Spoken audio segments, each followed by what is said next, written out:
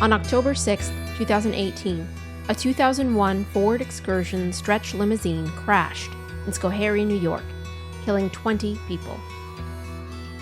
We were able to publish a story that said that this limousine had failed 2 inspections prior to the crash. A DOT inspector slapped a big red and white out-of-service sticker on the windshield, twice. Chief among the reasons for it, defective brakes. I'm Jessica Marshall. This is Catastrophic Failure, Episode 3, Devil in the Details. If you've been with us for the last 2 episodes, you know that the narrative and the details may be upsetting or disturbing at times, so again, please listen with care.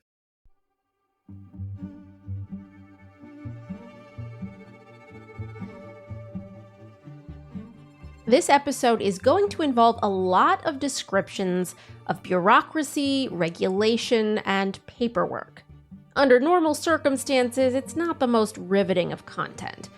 But in this case, I promise you, it is vitally important to the story that we're telling.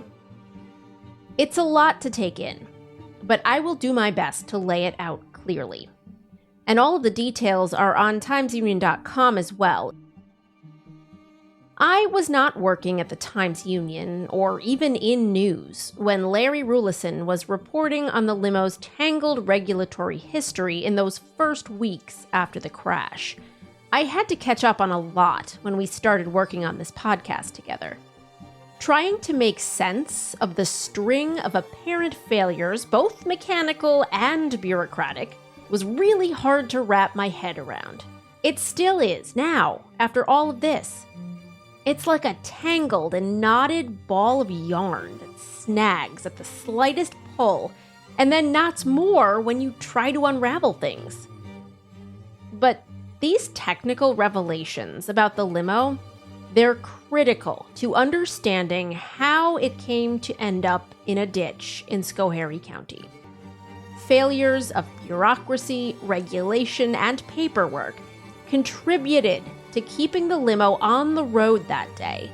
And those gaps in the system, they allowed 17 passengers to climb aboard. They abetted a crash in which 20 people died. If the devil is in the details, so is the disaster.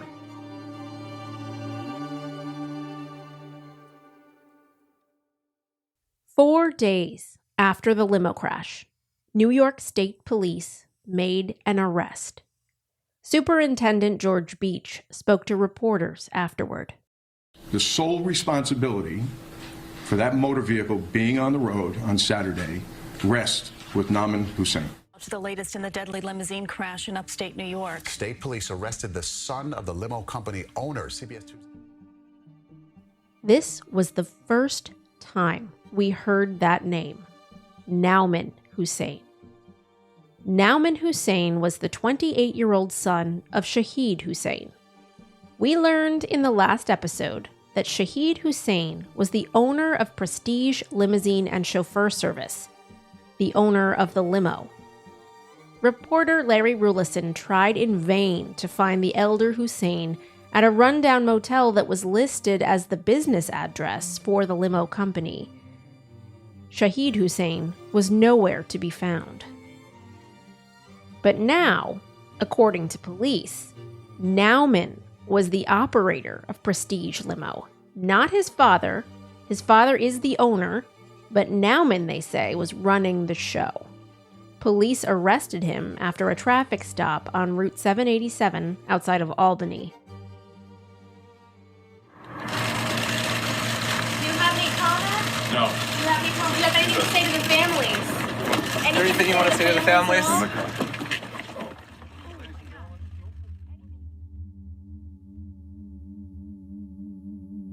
We first caught a glimpse of Nauman Hussein as he was escorted into the Schoharie County Courthouse for arraignment. He wore a Yankees baseball cap, a fitted black t-shirt, shorts, and sneakers. He had a beard, but also a baby face. He looked like a teenager. He was expressionless as he entered and left the courtroom. He pleaded not guilty to 1 count of criminally negligent homicide. That's a felony, and it carries 1 1/3 to 4 years in prison. The Schoharie County District Attorney asked for a higher than usual bail for a felony like that. The prosecution was afraid Hussein was a flight risk. Police found packed bags and a passport application in his car when they arrested him. Bail was set at $50,000 cash and $150,000 bond. Hussein posted bail through a bondsman, and he went free that night. My client, not guilty, does not want sympathy or pity from anybody. Nauman Hussein's lawyer, well-known Albany criminal defense attorney Lee Kinlan, spoke to reporters that day. He said Nauman thought all of the mechanical issues flagged in the inspections were fixed before the crash. He also said that Nauman's father, Shahid Hussein, was the person responsible for the day-to-day operation of the company, and that he was currently in Pakistan. The arrest left so many questions. Who is Nauman Hussein? And how did he allegedly cause a 2001 Ford Excursion limousine to crash violently, killing 20 people?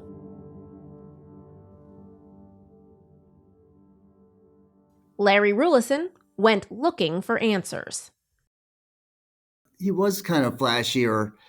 He's a semi-professional paintball player. He drove around in fancy SUVs, fancy cars. He would slick his hair back. He'd be going on vacations and posting it on social, and his girlfriend would be posting it on social media. He seemed to be a man of not leisure, but like he was a rich kid from the suburbs. Nauman Hussein was born in Pakistan. He immigrated to New York with his family in the 90s, and he grew up in and around the suburbs of Albany. He had an older brother, and his mother died in 2013. He lived with his brother and his father until his father left for Pakistan in early 2018. Now, we have never been able to talk directly to Nauman Hussein. We have asked many times, but his lawyers have always said no. They advised him never to speak to the media or to any of the limo families. Because of that, we did not know what he had to say about his predicament then, other than his quietly voiced plea of not guilty at his arraignment.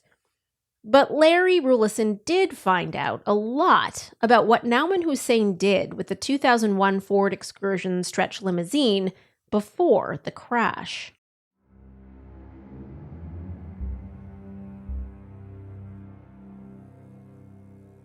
Yeah, May of 2018, Nauman took the limo to the Mavis in Saratoga Springs for a DMV inspection.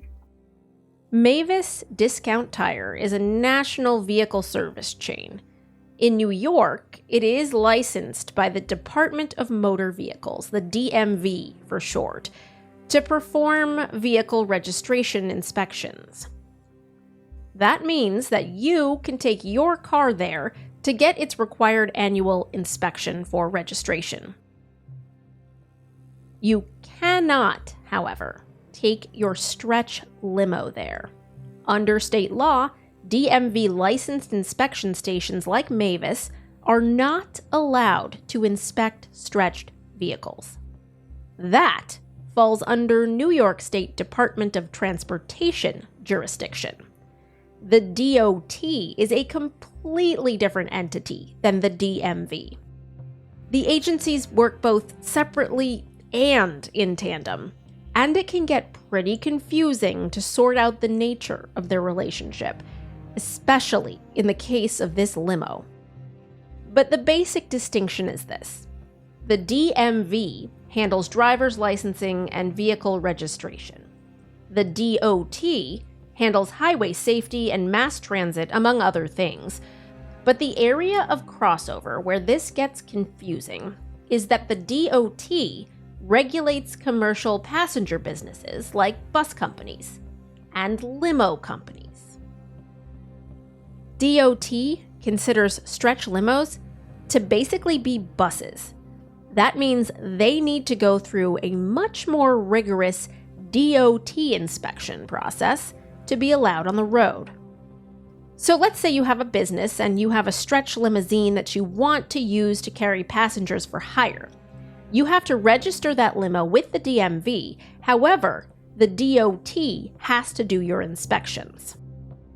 A DMV inspection station's computer is supposed to automatically shut down if their mechanic tries to do an inspection on a stretch limo or a bus.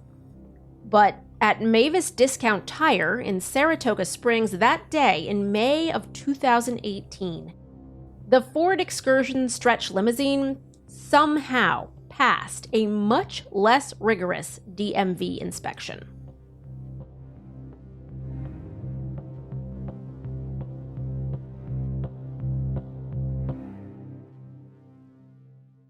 Lee came out and said, look, he got the inspection sticker. Maybe it wasn't legal at the time, or whatever, but he thought it was. They gave it to him. Nauman Hussein's defense was claiming ignorance. Through his lawyers, we found out that he thought that it was okay to get the limo inspected at Mavis. And when it passed a DMV inspection, he thought he was in the clear. These are all problems that I think, frankly, the Department of Transportation in the state of New York is doing a great job of saying, look over there, it's not our fault. The state of New York faces an incredible amount of liability if they're found to be at fault. Lee, from the start, blamed the DOT and DMV for not doing their job here. And look, that was a great strategy. And in the end, it turned out to be true.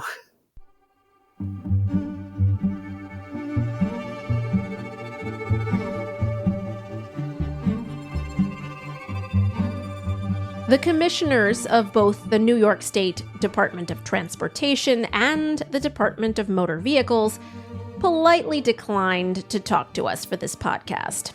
In fact, they've said very little publicly about the limo and the crash in the years since it happened.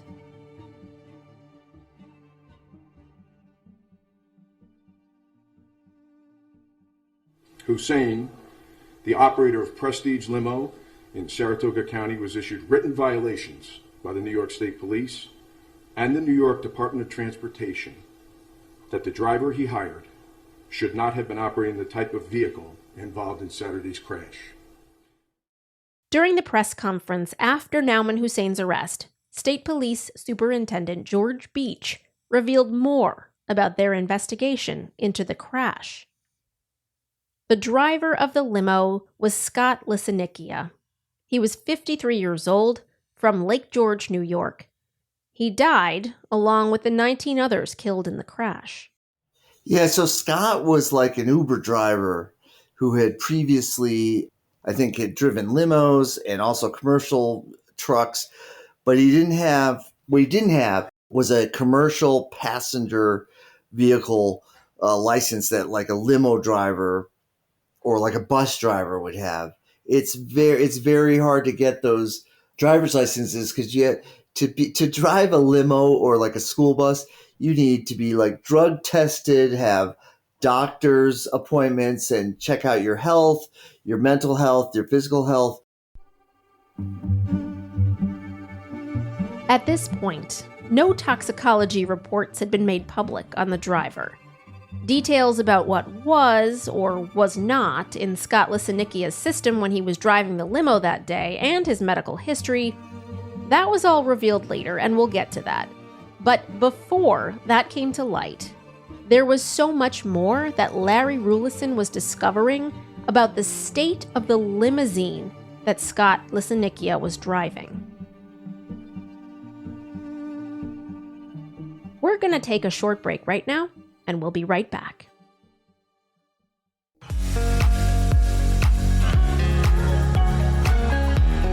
If you're enjoying this podcast, take advantage of all the Times Union has to offer and support our efforts to bring you award-winning journalism by becoming a Times Union subscriber today. Go to timesunion.com/subscribe.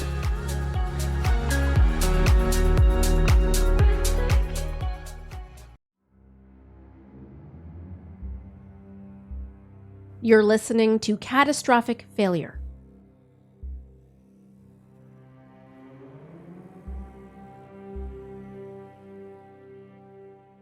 So I took the test for motor vehicle inspector for the state of New York, and I scored very high on it. Ron Barton spent almost 30 years working as a New York State Department of Transportation inspector. He retired in 2014, but his knowledge of DOT rules and regs is still encyclopedic. When he saw images of the limousine in the ditch in Schoharie on TV the day of the crash, he immediately knew something was very wrong with this vehicle. Because our bus safety certificate is on the right-hand side of the windshield. If you look at a school bus or any vehicle that has it, if it has a registration on it, not like your car on the left side, it'll be on the right side. I was almost positive that this vehicle had not gone through the process. He did not see a diamond-shaped DOT sticker on the right-hand side of the windshield where it should be. As of 2011, under New York state law, all stretch limousines must go through the DOT's rigorous bus inspection program. That involves inspections every 6 months. You gotta do them, or you can't stay on the road and carry passengers for hire. Barton did a quick search online, and he found photos of the limousine from its prior owner, another limo company in Albany. And in those photos, that diamond-shaped DOT sticker was right there in the windshield where it should be. So it was part of the bus inspection program in the past. This was a huge red flag for Barton, and he didn't see any media reporting on this. So he called Larry Rulison. You and I first spoke that Monday after the crash, and I know when you called me, you were kind of mad because I didn't have really a good grasp on the DOT inspection process for limousines, and I didn't know what operating authority was, and you really educated me on that. Operating authority. That was the second thing that Barton thought was wrong with the limo. Under DOT rules and regulations, the operator of a limousine company like Prestige needs to be granted what's called operating authority by the DOT. When Barton looked up Prestige Limousine in the DOT database of carriers that have operating authority, it did not come up. We'll say that you make widgets, right? And you own your own trucks. You are a private motor carrier of your own goods, okay? But say you don't want to own trucks and you want to hire Larry from Larry's hauling service, right? Larry needs operating authority. In the out of service criteria, if Larry pulled into the road check with your stuff on there and didn't have operating authority, he's not going any farther. The state had that same responsibility through our intrastate bus regulations to stop that vehicle immediately.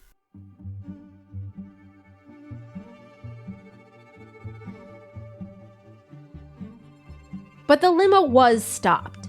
3 times, in fact, because Larry, in the meantime, had found out that there was a third surprise inspection in late August of 2018. A state trooper had pulled the limo over in Saratoga.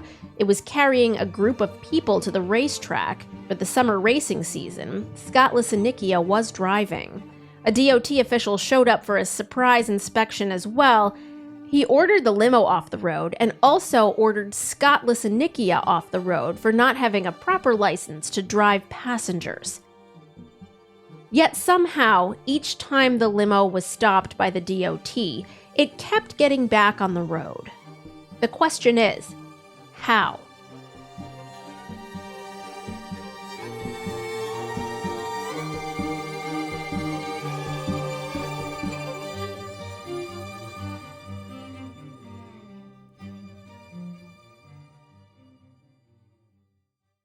When you get an out-of-service order from the DOT, the inspector is going to slap a big red and white sticker on your windshield. You're supposed to fix the things that were flagged by the inspector. It's like an honor system. Once they're fixed, you can remove that sticker and get back on the road. You also have to show up for a hearing. But you cannot get back on the road if your plates get pulled. Now this, again, is where the interplay between the New York State Department of Transportation and the Department of Motor Vehicles gets a little bit confusing. A few weeks after the crash, DOT officials claimed that they did not have the authority to pull the plates and revoke the registration of the 2001 Ford Excursion stretch limousine, any of the 3 times that it was stopped for inspection. DOT officials would not give any reasons, citing the ongoing investigation into what caused the crash. But we do know that state law allows the DOT to ask the DMV to suspend the registrations of limousine companies who do not have operating authority. We know this because the Times-Union learned that at some point after the crash, the DMV quietly asked state police to pull the plates on 59 limos around the state that did not have DOT operating authority. At that time, both DOT and DMV officials refused to answer most of the questions that Larry Rulison posed to them about why they did that and why they didn't do it for the 2001 Ford Excursion before the crash. A spokesman from the DMV would only say, quote, "In New York, we have zero tolerance for any business that willfully puts its customers in danger. That is why, even as the investigation into the horrific Schoharie crash continues, we've taken immediate action, as we have done many times in the past, to do everything in our power to keep people safe." Unquote.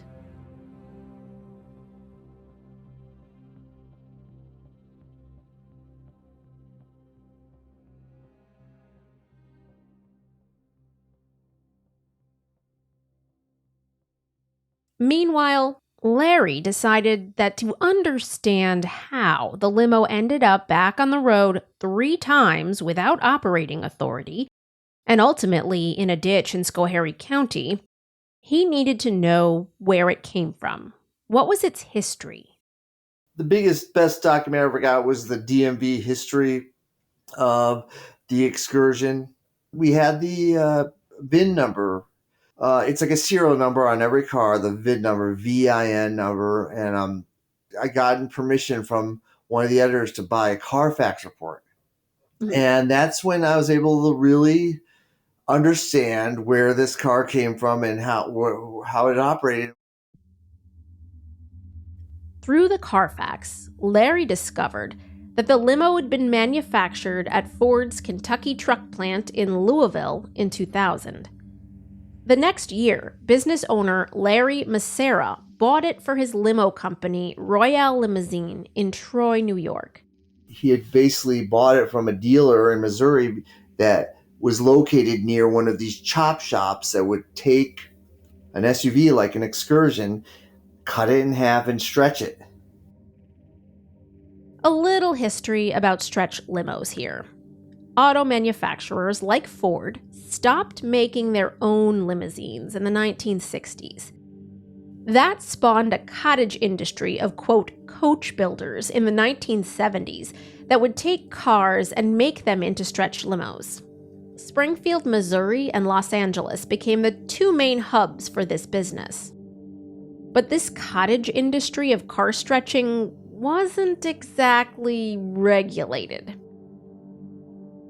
At the time the Ford Excursion involved in the crash was being stretched, Ford did not vouch for any coach builders. Today, however, Ford and Cadillac do certify the stretching of certain models by pre-approved coach builders. But since this one was never officially Ford certified, It was hard to track down where and how that limo got stretched. We would eventually learn through the National Transportation Safety Board that the limo had been stretched at a now defunct company based in the Ozarks called 21st Century Coachworks. What would also be revealed in the official NTSB report more than 2 years after the crash was that the limo was missing a sticker that certified that it was properly vetted for federal safety standards. So every limousine, stretch limousine in the U.S. has to have this sticker that says, basically because the car was cut in half and then reassembled and made larger, it has to say, like, even though we totally modified this vehicle, it complies with federal safety standards. Okay. If you don't have that sticker, your car is going to fail inspection, either federal or state inspection. It's just like the most important sticker certification that car could have. It basically says this wasn't just done by some random chop shop. It was done in compliance with federal regulations, and it's like a safe car. The NTSB was unable to verify why the limo was missing that certification sticker, which, by the way, is a critical requirement for limos to pass the New York State DOT inspection. According to the Carfax, Larry Massera had sold the limo to Albany-based Advantage Transit Group in 2007. Before 2011, stretch limos got regular DMV inspections just like cars. But after 2011, when the New York State laws changed based on some bus accidents that had happened, the DOT started treating any for-hire vehicles that can carry 11 or more people like buses. For the great majority of this car's life, for half of its lifetime, it just got regular DMV inspections. It didn't have any special, inspections it needed and all those things. Well, those things finally kick in. There was about probably like 4 or 5 years there where he got the new owner got it through inspection and the new DMT inspections and all that. And then they decided it's not worth it. This limo's too old.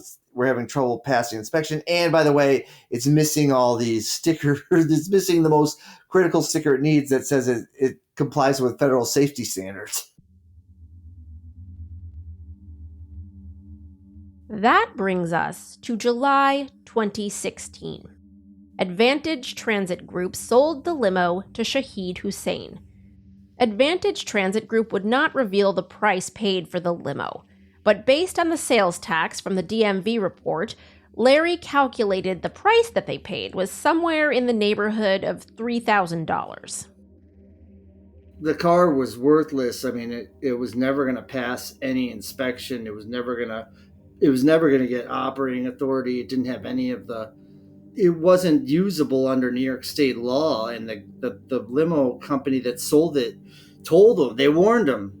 They said, yeah, you're never going to be able to use this unless you invest thousands and thousands of dollars. That's why he only bought it for $3,000. It was needed probably $20,000 or more of work just to get it roadworthy. Larry found evidence that Shahid Hussein tried to sell the limo immediately after he bought it, but no one bid. So it got added to the fleet at Prestige.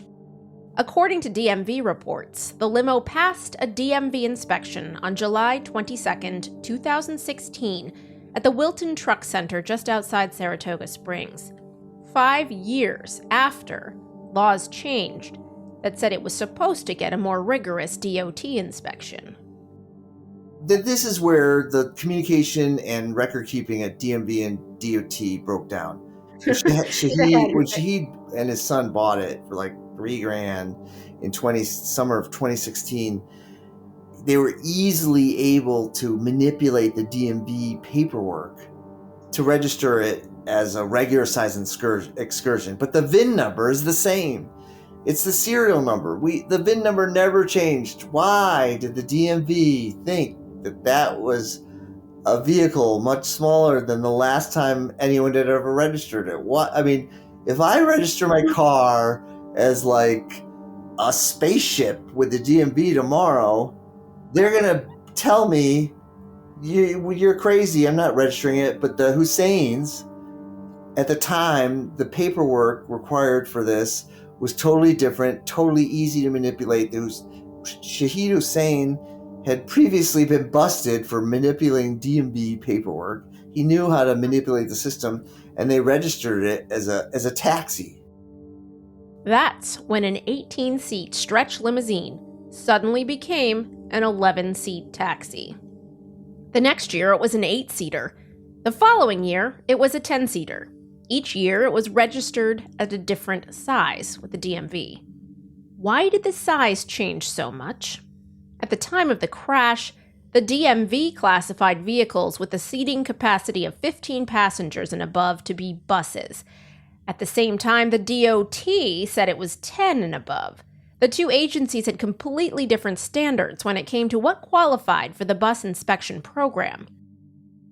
Shahid Hussein, by the way, used to do work as a foreign language interpreter for the Department of Motor Vehicles. But he was arrested in 2001 for running a bribery scheme to obtain fake driver's licenses for immigrants. We learned about this criminal history almost 20 years ago, when Shahid Hussein was a star witness for the FBI in the terrorism sting case that we mentioned in the last episode.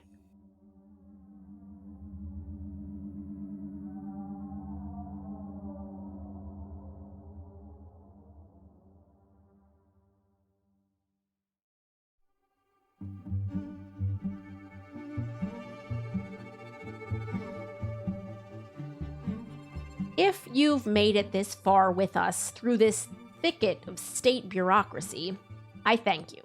I know it was a lot to take in. Before we throw more information at you, because there is more, here's a quick recap of what Larry Rulison discovered was amiss with the limo within the first 2 months after the crash. 1. The 2001 Ford Excursion limousine was missing the sticker certifying that it met federal safety standards when it was stretched. So it should have always failed any DOT inspection. 2. Prestige Limousine and Chauffeur Service did not have operating authority to run a limousine company. Without operating authority, none of its fleet could pass a DOT inspection. 3. Prestige evaded the DOT inspection process for 2 years. They were able to skirt it by downplaying the limo's size and its capacity. They manipulated the paperwork to register it as a taxi. And then they got the much less rigorous DMV inspections instead. The limo passed 2 DMV inspections, the most recent of which was 5 months before the crash. 4. The driver of the limo, Scott Lisanikia, did not have the proper license to drive passengers, and he was ordered off the road in August of 2018. And 5. As we mentioned before, the limo failed 2 more DOT inspections that year. The lack of operating authority was one of the reasons, but there were problematic mechanical issues too. One of them was defective brakes. During the period between March and September of 2018, an out-of-service limo with brake defects was out on the road, taking kids to proms, chauffeuring wedding parties, birthday parties, and more. The ill-fated limo was driven almost 1,300 miles during those months. A month after the crash, Larry Rulison and the Times-Union analyzed federal transportation safety data and state audits that dated back 15 years. And it did not make the Department of Transportation look very good.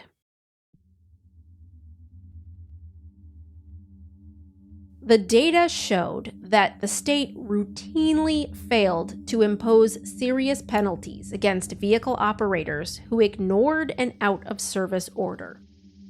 The state's own commercial vehicle safety plan from the year before the crash, something it's required to file with the feds every year, That report acknowledged that its, quote, repair verifications are not being conducted consistently, unquote. So in 2017, the DOT ordered more than 10,000 vehicles out of service for safety violations. They admitted to verifying whether the requisite repairs to get them back on the road were made in less than 1% of them. The DOT commissioner at the time would not agree to an interview, but a spokesman answered some questions via email. They defended the agency's efforts to crack down on Prestige limousine and chauffeur service. In the email, a spokesperson said, quote, 3 notices of violation were issued to Prestige for failure to comply. The company neither corrected the problems nor appeared at hearings to dispute the problems. As a result, we fined the company in their absence, unquote. The DOT has never wanted to really admit responsibility, and I think that was the closest they ever got. The Times-Union confirmed that the DOT sent 3 notices of violation, or NOV, to Prestige for transporting passengers for hire without operating authority in the years 2017 and 2018. The first time, Prestige paid the $500 fine. The second time, they ignored it, and as a result, the DMV actually suspended their limo registrations. Only after that, though, did they pay the $500 fine. That was less than a month before the crash, and their registrations were reinstated, even though Prestige still did not have operating authority. And there was no evidence that anyone from either the DMV or the DOT had tried to verify repairs to the Ford Excursion's defective brake system after it failed 3 inspections. In 2022, 4 years after the crash, the New York State Inspector General issued a scathing report. In a nutshell, the IG found that the DOT and the DMV fumbled several key opportunities to get that excursion off the road, and they missed the chance to charge Shahid Hussein with a felony when he falsified DMV records on the limo's capacity. But neither the DOT nor the DMV have ever been held at fault in any way for this crash. That would be thanks to a court ruling after the Ethan Allen boat capsized on Lake George. According to that ruling, these government agencies do not owe protections to individuals. That means none of the limo families could sue them for any negligence. To their credit, though, both agencies have since made changes to their protocols to close loopholes that the Husseins slipped through to keep the limo on the road. Namely, they've changed the DMV registration form that makes it impossible to fudge the size of your limo. And they've made an effort to pull limos from limo companies that do not have operating authority. In the year after the crash, Governor Andrew Cuomo also signed new laws that give the DOT the very specific authority to impound out-of-service stretch limos and strengthen repair verification. And we'll talk more about the legislative reforms that came about after the limo crash that involve limo safety later in this podcast.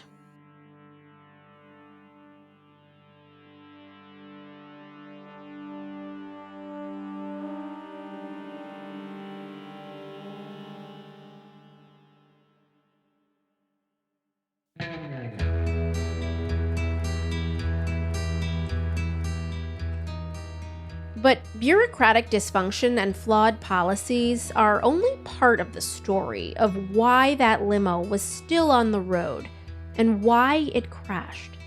As we would soon find out, there were many more layers of failure that jacked it up to catastrophic levels. How thick was the Hussein layer? They were still a complete enigma. What was the relationship between father and son, Shahid and Nauman? Who was really running that limo company? Who falsified the DMV paperwork? Why was Nauman the one arrested? I don't know what his goals in life were and all that, besides being semi-professional paintball player and driving around nice cars. I don't know how much the limo business was like his passion in life. I think it was sort of forced upon him by his dad, and it was probably the only way he made any money to like pay his bills.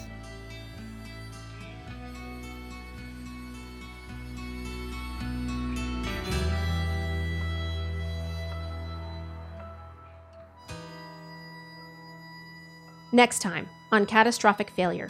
But I mean, the NTSB, they were critical to this whole case, quite frankly. New York State Police won't let the National Transportation Safety Board officials anywhere near the limo wreckage. I think they wanted to do their job, and I don't understand why they weren't allowed to do it on a timely basis. It didn't make any sense to me. And the Schoharie County District Attorney starts stonewalling the limo families. Things got a little uncomfortable. Catastrophic Failure is a production of the Times-Union. It's produced and edited by myself, Jessica Marshall. Original reporting by Larry Rulison. Editorial direction and fact-checking by Erica Smith and Casey Seiler. Our theme music is Undercurrent by Harper Ray.